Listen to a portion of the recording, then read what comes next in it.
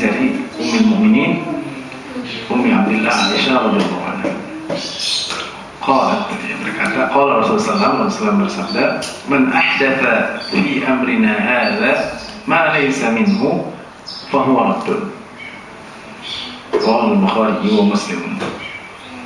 Barang siapa yang membuat hal baru dalam urusan kami ini yang bukan termasuk dalam yang kami urusi, maka fa huwa raddun, maka itu ditolak. Raddun ay mardudun, ditolak. Rawahu Bukhari wa Muslim. Wa fi riwayatin Muslim, dalam riwayat Muslim, man amila amalan laisa alaihi amruna fa huwa raddun. Barang siapa mengamalkan satu perbuatan yang tidak kami perintahkan, maka itu ditolak. Jadi pertama di sini harus dibedakan fi amrina, urusan kami. Urusan kami itu agama. Walaupun Rasul itu seorang pemimpin, pemimpin bangsa, tapi tugas Rasulullah SAW adalah menjelaskan agama. Tugas ini, sehingga ketika Jibril pergi, ya, setelah bertanya kepada Rasulullah apa itu Islam, apa itu iman, apa itu ihsan, ya, dan bertanya pada Umar siapakah dia, Rasul mengatakan innahu Jibril, ya, innahu Jibril atakum yu'allimukum dinakum. Jadi Jibril itu datang untuk mengajarkan agama kalian, ya. Jadi Rasulullah SAW walaupun pintar perang, pintar mengatur negara, tapi itu bukan tugasnya sebagai Rasul, itu mengikut saja. Maka perkara-perkara yang baru dalam agama itu raddun, ditolak. Yes. Dalam satu hadis, sebaik-baiknya perkataan kitabullah, sebaik-baiknya petunjuk Muhammad SAW, dan sejelek-jelek perkara ada yang baru, dan setiap yang baru itu bid'ah, dan setiap bid'ah itu menyesatkan. Memang di sini banyak perdebatan masalah bid'ah. Ya. Tapi sebenarnya kalau kita mau konsisten dengan ajaran, kita tidak akan kesusahan untuk meninggalkan yang tidak ada tuntunan. Gampang aja, Pak.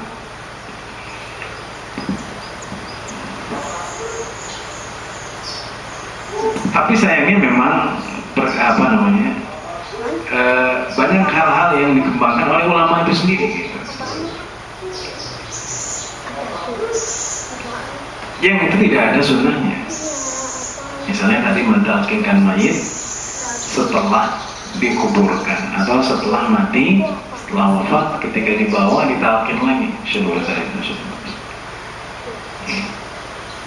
karena menggunakan qiyas, analogi, gitu ya. Banyak hal yang banyak di Indonesia seperti itu. Juga misalnya ketika orang mati itu diazankan, karena dianalogikan ketika lahir dia diazankan, masa mati nggak diazankan? Pakai analogi, pakai ya disamakan. Ya, padahal tidak ada sunnahnya. Kalau lahir diazankan, ketika mati diazankan. Kalau kemungkinan mati diazankan. Orang ngaji, lihat, diazanin dulu, kenapa? Kemungkinan mati, udah tua mati disuruh nanti, gitu kan? Seperti itu juga tidak ada tuntunannya. Ya, jadi di sini kadang ada bentrokan antara, perlu diketahui, antara fuqaha, ahli fikih, karena ahli fikih ini banyak memperluas. Ya udah boleh. Ya kita ngambil tengah-tengahnya, dan kita kalau memang itu tidak bisa, tidak ada tuntunannya, kecuali ada dalilnya, ya, perbedaan. Ya.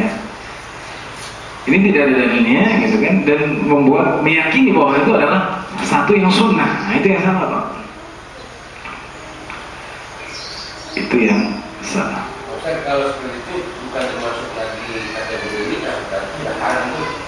Artinya jangan punya contoh, artinya misalnya kan berat banget, jangan takut. Bukan yang tidak pernah memenuhi. Iya. Itu bukan bid'ah, haram berarti. Ya bid'ah juga dosa kan. Wa kullu bid'atin dhalalah wa kullu dhalalatin finnar. setiap yang bid'ah itu sesat dan setiap kesalahan itu di neraka. Berarti dosa. Jadi bid'ah itu suatu perbuatan dosa. Ya kan selama ini kita di biasa lama mengenal kita selalu kalau bid'ah itu baru makhluknya lah kira-kira gitu. Kalau haramnya baru dosanya, insya bid'ah itu bisa dilanggar. Ini banyak terjadi. Jadi maknanya seperti itu kan. Jadi bid'ah makruh katanya. Sekalipun itu makruh, kenapa nggak ditinggalkan? Seperti itu. Udah tahu makruh nggak dapat pahala ya? Pasti yang namanya satu bid'ah itu nggak dapat pahala. Iya. Nah nanti kita sampai di situ. Walaupun di sini juga disebutkan ada bid'ah hasanah. Karena dalam hadis yang tadi saya sampaikan, wa kullu bid'atin dhalalah wa kullu dhalalatin. Setiap bid'ah itu sesat dan setiap sesat itu di neraka. Jadi dalam hadis jelas semua bid'ah itu sesat. Nggak ada yang hasan, nggak ada bid'ah yang buruk dan yang baik. Itu memang ada yang mengatakannya, tapi perkataan ulama. Perkataan ulama. Dan tidak bisa ditafsirkan sebagai satu istilah. Sebagai satu istilah. Ya, itu hanya ketika Umar bin Khattab mengumpulkan orang untuk sholat tarawih berjamaah itu, Umar mengatakan ni'mat bid'atu hadi, ini sebaik-baiknya bid'ah. Itu bukan sesuatu yang baru, karena sholat sunnah, sholat tarawih berjamaah itu sudah ada pada zaman Rasul. Ini justru menghidupkan sunnah Rasul. Tapi ketika itu 3 hari Rasulullah berturut-turut sholat, kemudian Rasulullah stop karena takut jadi wajib. Sekarang ketika Islam sudah selesai, wahyu sudah habis, maka tidak ada takut menjadikan wajib, maka itu hal yang sunnah, ya, sholat tarawih di masjid. Jadi sebenarnya tidak ada bid'ah yang hasanah yang baik, tidak ada. Mungkin kalau kita mau mengkategorikan ini hal-hal yang sudah bid'ah betul-betul atau yang memang masih diperselisihkan ini bid'ah atau tidak. Tapi kalau dibilang ini bid'ah hasanah atau tidak atau sayyi'ah, itu tidak ada. Ada yang makruh ya. Memang banyak perkataan ulama yang seperti ini ya. Ya kita seperti di dalam Rasul, misalnya kita kegiatan yang diajarkan oleh Rasulullah SAW, kegiatan yang Rasulullah. Ini kan nikmatnya tidak ya. Nikmatnya tidak ini Allah memberikan Rasulullah. Bukan gitu dipahami. Jadi bid'ah di sini adalah sesuatu yang baru yang telah lama ditinggalkan. Gitu maksudnya. Jadi hal itu bukan baru karena lama ditinggalkan. Justru ini menghidupkan sunnah. Itu yang perlu dipahami. Bukan melakukan bid'ah. Karena Rasul sendiri Rasulullah kan saya jelaskan telah sholat tarawih berjamaah di masjid. Tapi karena Rasul takut diwajibkan, maka di rumah aja ya. Jadi tidak di masjid lagi. Ketika wahyu itu sudah selesai, maka sudah hilang ya ketakutan untuk menjadi wajib. Maka sholat sunnah tarawih di masjid itu sunnah dilakukan 30 hari, ya itu sunnah. Seperti itu.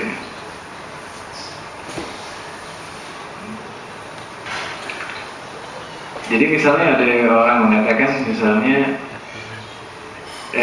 mushaf dikumpulkan itu juga bid'ah katanya. Ini bukan bid'ah sebenarnya. Karena Rasulullah memang telah mensuruh sahabat untuk mengumpulkan Al-Quran dan mengatakan iqra'ul Quran ma'talafat qulubukum, baca Al-Quran selama hati kalian bisa bersatu. Itu sudah ada. Ketika Utsman mengambil satu keputusan untuk menjadikan satu mushaf, itu dalam rangka hadis ini, karena ketika itu setiap orang baca dengan qiraat sendiri. Ini baca qiraat dulu, disalahin kamu salah, padahal semuanya ada. Makanya dikumpulkan dengan satu mushaf yang kita kenal dengan mushaf Utsmani itu, yang mencakup semua qiraat. Ya, qiraat yang 10 itu. Itu juga pengumpulan, misalnya mengumpulin hadis itu nggak ada. Itu Rasulullah SAW menyuruh ya Abdullah bin Amr bin As untuk mencatat hadis, berarti semua ya, yang bisa dicatat.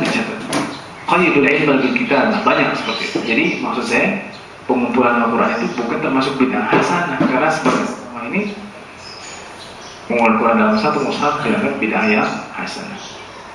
Itu memang sudah ada dasarnya. Ya, Rasul bilang catat Al-Quran. Ya itu teknisnya silakan, nggak masalah mau di kertas yang bagus putih. Karena sebagian mengatakan, oh itu berarti bid'ah dong kalau pakai mobil. Silakan. Berarti bid'ah dong orang ke tanah suci pakai kapal. Nah, itu bukan termasuk, itu teknis. Karena yang teknis itu tidak termasuk bid'ah, apalagi itu termasuk perkara dunia. Ya kalau dulu orang pakai onta karena nggak ada kapal terbang, nggak pakai mobil. Sekarang karena dulu nggak ada mobil dan seterusnya. Jadi itu bukan termasuk bid'ah. Jadi saya ulangi, man amila amalan laisa alaihi amruna fa huwa radd. Terlepas dari yang mengatakan dia makruh, yang pasti perbuatan yang tidak dicontohkan itu tidak mendapat pahala. Sia-sia. Apa yang kita coba-coba gitu kan? Contoh nih Pak, orang yang sekarang umroh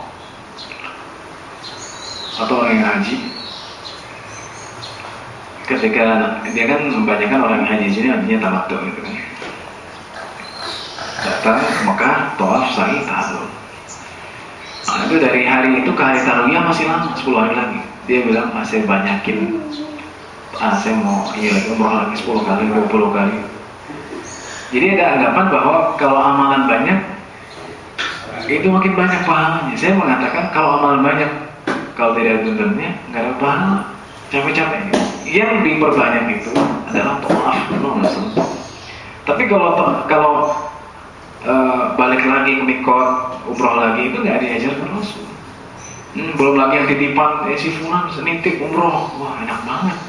Catat aja yang dititip tuh ada 20 orang ya kan, udah dibisnisin seorang 1 juta, 20 juta dapat, ibadah dapat, gitu, uang dapat, tidak ada. Jadi ketentuannya tidak ada. Ya dalam satu musim Rasulullah tidak pernah mencontoh umroh diulang-ulang.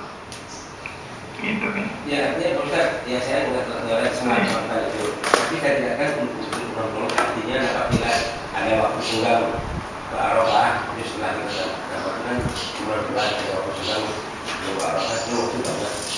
Jadi melakukan keterangan di orang yang lanjut, ya di dalam akilah kan, sebagai saya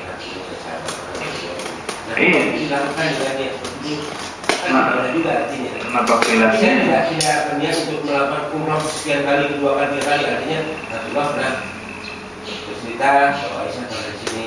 Iya, tapi tidak menjalankan umroh lagi. Maksudnya seperti kalau napak tilas kan bisa ke sana, berdiam di sana. Ritual ikhramnya tadi, ya. Itu tadi. Tapi kan itu pemimpin dari Depaknya sih Pak Ustaz. Iya. Berapa banyak juga yang memimpin kita.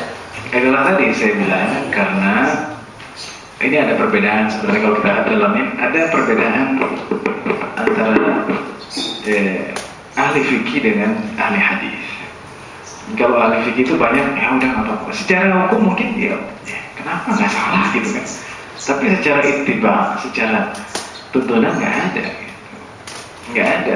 Ya, seperti tadi talakin kemudian baca apa namanya azan ketika mati, kemudian ketika mau haji, gitu kan, itu jelas-jelas. Kalau umroh gimana? Bukankah itu baik? Ya, bisa jadi itu menjadi satu yang tidak berpahala, kan sayang kalau misalnya tidak ada pahala, satu pahala banyak, kita tidak dapatkan pahala. Gitu, ada perbedaan sampai sekarang ya. Karena itu tadi fuqaha banyak, ya bolehlah selama itu nggak bertentangan. Kalau fuqaha intinya selama tidak menyalahi. Tidak semuanya ya, tapi sebagai besar contohnya ritual yang paling contoh yang kita harapkan pada saat Arafah itu haji itu kan Mina, Arafah, Musdalifah, Mina. Tapi ada ulama juga ada bebas, jadi itu membagi 2 dalam kondisi. Jadi orang dari Mekah langsung ke Arafah tidak ke Mina dulu, tapi ada yang orang dari Mekah ke Mina dulu bermabit. Nah ini semua berjalan baik-baik aja. Padahal di sini orang sangat bertanya, kelompok saya kan mestinya ke Mina dulu dong, Rasulullah seperti itu.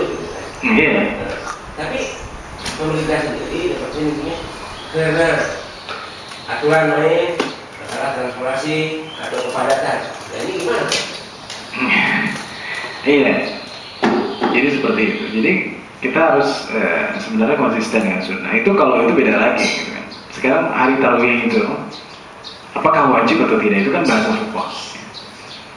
Kalau kita tidak mampu ya beda lagi masalahnya. La yukallifu nafsan illa wus'aha. Jadi dia boleh. Selama itu tidak bukan rukun, berarti dia bisa langsung ke Arafah tanggal 9. Jadi dia ke Mina, tapi balik lagi ke Mekah, atau dia langsung pada tanggal 9 hajinya sah. Ya hajinya sah. Iya. Sunnahnya katanya Iya. Sunnahnya nggak dapet gitu. Karena keadaan misalnya itu beda ya. Karena keadaan, bukan karena sengaja. Dia nggak mau, enggak. Kalau mau mungkin kan, ya kenapa enggak gitu. Sama seperti orang yang mau mencium hajar aswad, nggak bisa kan? Ya udah isyarat aja, itu kan beda. Kan itu sederhana aja kita sudah selalu bervariasi untuk dua bulan. Misalnya dari mikot dalam lah, sebagai ulama keras tidak ada mikot tidak, kan gitu kan? Orang pakai jerong harus bisa lahir. Tapi di Indonesia penduduknya silakan berjerong ini tidak, nah mikotnya tidak. Karena habisnya kan kuat sekali. Tapi ada yang menciptakan itu tidak, tapi itu pun dibaca oleh mereka sendiri tadi. Iya, jadi mikot itu dilihat dari garisnya. Jadi karena Indonesia ini dia yang melewati dia arah Yaman, maka mikotnya di Yaman. Ya, bukan di Jeddah. Iya, artinya ya mungkin mungkin Pak, karena kondisi akhirnya di pesawat. Iya. Jadi orang sudah mainnya di kondisi di tanah air gitu. Di pesawat dia sudah tinggal dulu. Iya. Cuma kan itu pertama lama di pusat dari pemuda sendiri agak tidak sulit untuk menjaga ihram itu kan dijaga banyak hal bakar ihram supaya siklinya bagus selamat dari ihram dan yang alamnya tidak diyakini bahwa itu boleh tidak ihram itu. Nggak bisa, itu nggak bisa. Kalau seperti itu sudah ada miqat, sudah ada ketentuannya nggak bisa. Dari rekod sendiri. Iya, nggak bisa seperti itu. Oke, selama sudah ada ketentuannya jelas gitu kan. Itu dari Yaman lam, maka dari Indonesia sudah pakai ketika nanti di miqat kita talbiyah niat haji, maka tidak bisa dirubah. Gitu. Kalau mau dia Yang kedua itu rata-rata dikas. Yang kedua yang masuk. rombongan satu kemana ke Madinah dulu ya? Ya, itu.